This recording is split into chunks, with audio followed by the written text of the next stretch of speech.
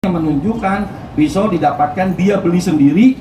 Ini notanya, ini CCTV-nya, videonya ada, jamnya ada, tempat parkirnya ada, orang parkirnya menyatakan dan lain sebagainya.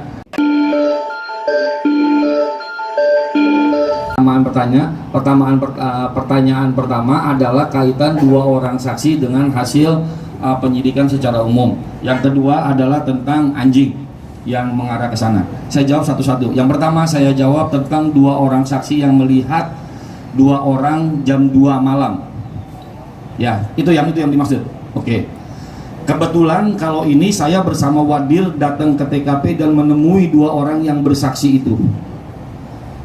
Setelah ditemukan, terus kemudian dilakukan pemeriksaan dengan berbagai macam versi dari kedokteran, dari lapor, dan dari pemeriksaan saksi-saksi. Akhirnya saya untuk kesekian kalinya datang ke TKP. Kebetulan waktu itu saya didampingi oleh Wadir, Pak Kelvin.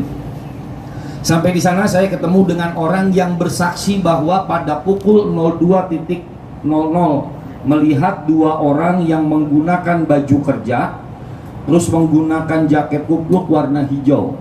Itu bunyinya.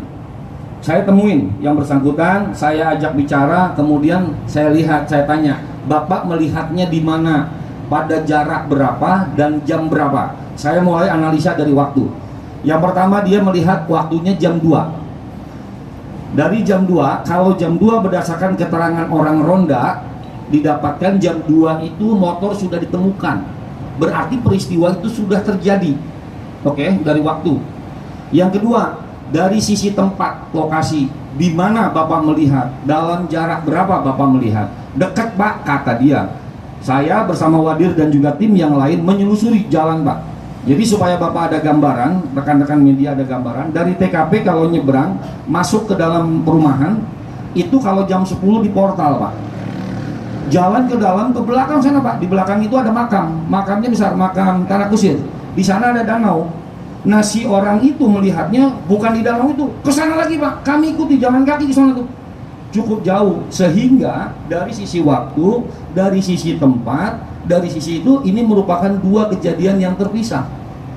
Itu kaitannya dua orang saksi. Kebetulan saya sendiri yang langsung ngecek ke sana, ke TKP bersama tim dan didampingi oleh Pak Wadir, mengecek sedemikian jauh, waktunya tidak tepat, tidak ada korelasi di antara keduanya. Yang kedua, kaitan anjing. Memang saya tidak bisa mem-BAP anjing, tetapi setidaknya rekan-rekan sekalian, TKP berawal dari berhentinya korban di titik di mana lokasi parkir berada.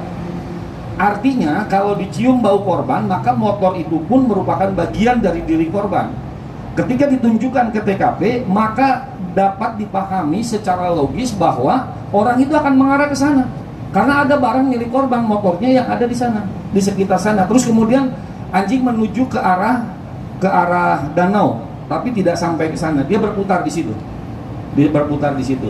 Apa yang ditunjukkan kepada dia adalah pisau. Pisau ditunjukkan kepada si anjing. Anjing nyari nih, pisau ini kemana gitu. Kemudian anjing ke sana, ke lokasi warung. Timbullah berbagai macam persepsi yang mengatakan bahwa pisau berasal dari warung. Padahal pisau jelas nyata didapatkan CCTV yang sudah ditunjukkan. Dia belinya sendiri.